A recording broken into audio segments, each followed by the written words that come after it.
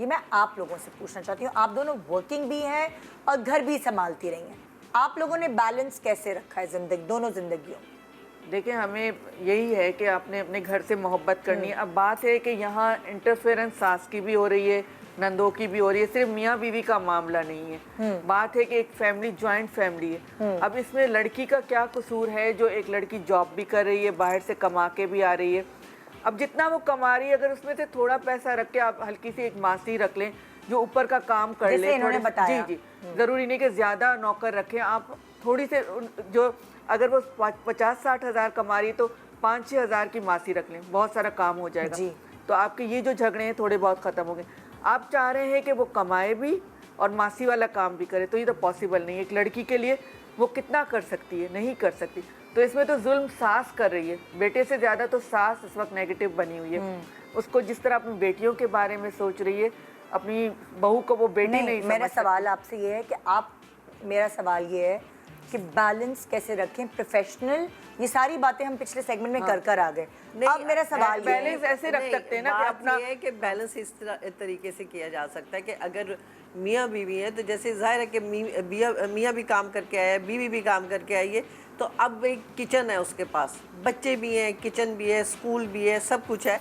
तो बीवी जो है अगर किचन में गई है तो उसके मियाँ को चाहिए कि वो बच्चों को होमवर्क करा दे, पढ़ा दे, उनको मतलब नाइट सूट पहना दे, मतलब उनको तैयार कर दे कि ये ना हो कि उस बीवी को किचन में भी जाके वो ये सोच रही हो कि यार नहीं अभी बच्चे का कल एग्जाम है, मैंने उसको ये तैयारी करानी। तो जब आपके पास वो चीज़ें आ रही हैं कि मतलब अंडरस्टैंडिंग जब इंसान की होती है, मतलब मैंने भी किया है, मैंने भी अपना घर चलाया इसी तरीके से चलाया।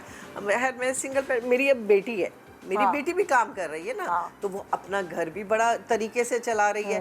अब जाहिर है कि उसके मियाँ का अगर नहीं अफोर्ड कर सका है तो जो वो खुद कमा रही है उसमें उसने खुद से अपने कमाई में से नौकर रख लिए कि आप ये काम आप करेंगे, क्योंकि उसको पता है कि मेरी जो मैं कमा रही हूँ मैंने उसमें से कुछ हिस्सा सिर्फ नौकर को देना है, बाकी घर के ऊपर खर्च कर सकती हूँ, अपने बच्चों को अच्छे स्कूल में पढ़ा सकती हूँ। इतने मतलब आपको पता है आजकल फीसें क्या है स्कूल की, तो वो मतलब वो उस तरीके से बैलेंस कर लेती है कि मेरे अपने बच्चे जो हैं इस स्कूल में पढ़ेंगे, ये चीजें जैसे इन्होंने कहा ना, जैसे इन्होंने कहा डिस्ट्रीब्यूट करें जिम्मेदारियों को भी। सपोर्ट सिस्टम जो है ना वो बहुत मैटर करता है। मैं बहुत अच्छा और बहुत अच्छे से अच्छा भी परफॉर्म कर सकती हूँ अगर मेरी कोई बैकबोन है। अच्छा, मतलब वैसे भी ना मोहब्बत में और अंडरस्टैंडिंग में देखा, अगर निदा भी है ना, तो अगर यासिर इतना सा कुछ हेल्प करेगा ना तो निदा का इतना बड़ा दिल हो जाएगा, वो उससे भी ज़्यादा काम करेगी और उससे भी ज़्यादा मतलब कोशिश करेगी कि मैं ये भी कर लूँ, ये भी कर लूँ। बिल्कुल ये सही कह रही हैं कि अगर जो आपका स्पाउस है वो आपका सपोर्ट सिस्टम होगा, बजाय इसके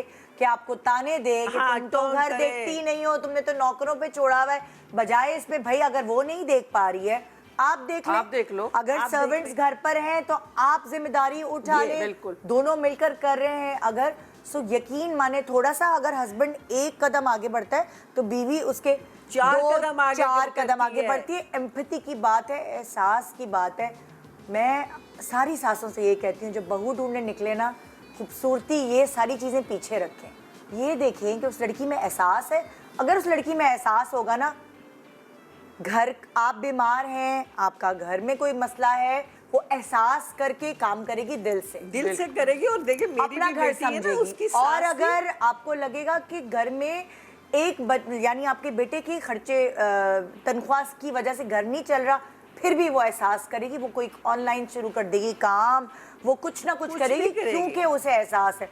अगर वो एहसास वाली ही नहीं होगी तो कुछ नहीं कर पाएगी, चाहे वो घर की चीज हो, फिर आपकी लड़ाइयाँ शुरू, फिर फड्डे शुरू, फिर सबसे बड़ी बात है एहसास वाली होनी चाहिए। मैं कहूँगी कि आप ना एनवायरनमेंट में एग्जांपल्स ढूंढे, अच्छे भी अब देखने में इन-लॉज अच्छे भी होते हैं। आप जब हम देखते हैं कि और चीज़ों में भी तो हम कंपैरिजन करते हैं ना कि इनके पास ये गाड़ी है, इनके पास ये घर है, तो देखिए कि कौन सी फैमिलीज है जिसमें खुश लोग रह रहे हैं, आपको इवेंट्स पे नज़र आ रहे हैं, हैप्पी रह रहे हैं, उनका एक अच्छा इन्वायरमेंट चल रहा है, शादी को बच्चों के काफ़ी सारा अरसा गुजर गया है, तो वो भी अच्छी एग्जांपल्स देखें, आप उनसे लर्न कर सकते हैं जैसे हम बाकी चीज़ों में लर्न करते हैं। मैं आपको बताऊं ना, मेरी बेटी की जो सास है, मेरी बेटी जब अगर काम पे जाती थी ना तो वो ये नहीं करती थी कि जी हाय अब ये गई हूँ मैं, आएगी तो खुद ही करेगी।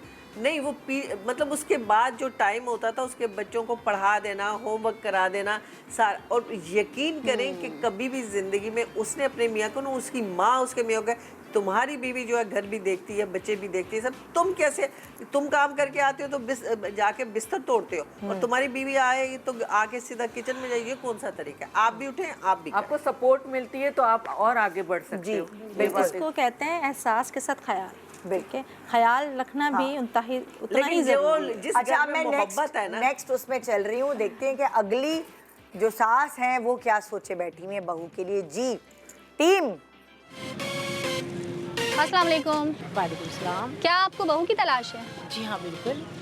आपकी क्या ख्वाहिश है कि आपकी होने वाली बहू कैसी हो? मेरी जो ख्वाहिश है कि मेरी जो बहू हो वो ऐसी हो कि खाते पीते घराने की हो और थोड़ी इस तरह हो कि अपने घर को अपनी चीज़ों को लेके चल सके, क्योंकि एक गरीब घराने की यानी मिडिल क्लास की जो अगर लड़की आएगी तो उसकी डिमांड बहुत ज़्यादा होगी। खाते पीते घराने की जो लड़की होती है ना, वो अपने आप को भी सपोर्ट कर लेती है, उनके घर वाले भी, क्योंकि शुक्र अल्हम्दुलिल्लाह हमें अपने लिए कुछ नहीं चाहिए, हमारे पास सब कुछ है। जो कुछ करेंगे वो लोग अपनी बेटी के लिए करेंगे और उनको सपोर्ट देंगे। आपका बेटा महाना कितना कमा लेता है? मेरा बेटा अल्हम्दुलिल्लाह 40-45 हज़ार उनकी सैलरी है, मगर ख़ानदानी शक्ल सूरत का बहुत अच्छा है। और लड़की वालों को क्या चाहिए, ख़ानदानी लड़का है, शक्ल सूरत अच्छी है, बस।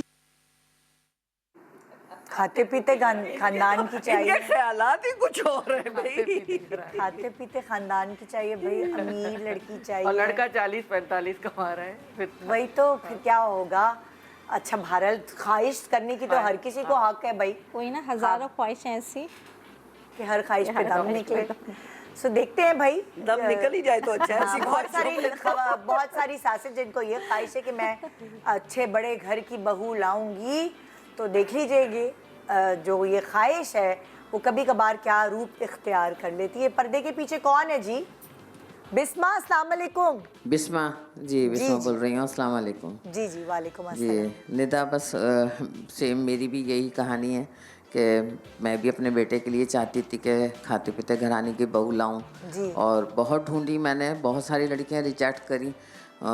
मेरा बेटा खुश शक्ल है, माशाल्लाह प्यारा सा है, हाँ। और नॉर्मल जॉब है उसकी, कोई इतनी हाई फाई जॉब नहीं है बेइंतहा, लेकिन ख़ानदानी लोग हैं हम। तो बहुत ढूंढी मैंने, उसके मैंने बीसियाँ डाल डाल के रिश्ते वालियों को बहुत पैसे भी खिलाए, और मेरी मर्ज़ी के मुताबिक उन्होंने मुझे एक रिश्ता दिखाया, और लड़की बहुत अच्छी, बहुत प्यारी भी थी, मगर बहुत पैसे वाले थे वो। उनको सिर्फ और सिर्फ शरीफ लोग चाहिए थे। उन्होंने हमारी मालूमात की, मालूमात में हम उनके परफेक्ट उतरे। उन्होंने कहा कि नहीं, हमें ऐसे ही लड़के की ज़रूरत थी, और मेरी ख्वाहिश थी कि बहुत अमीर लोग हों और मेरे बच्चे के लिए घर हो यूँ हो। तो उन्होंने हमें हमारी मर्ज़ी के मुताबिक सब कहा कि मेरी इकलौती बेटी है और हम आपको जो है ना मतलब जैसा भी है हम आपके बेटे का साथ देंगे।